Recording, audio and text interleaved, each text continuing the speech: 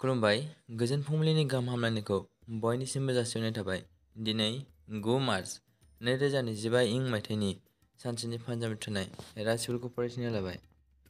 मेष राशि रांखान्थियारि थासारिया गोख्रों थागोन। बृष राशि न'आव गोजोन आरो गोरोबलायनाय थागोन।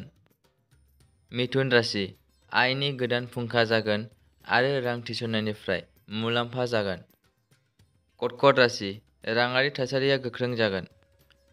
सिंह राशि नखरनिफ्राय गोबां मदद मोनगोन। कन्या राशि गोब्राब नाजानायजों जाफुंसार जानो हागोन। तुला राशि गोबां राङारि मुलाम्फाफोर दं। वृश्चिक राशि आयनि गोदान फुंखा जानो हागौ। धनु राशि गोदान साख्रि नागारगोन।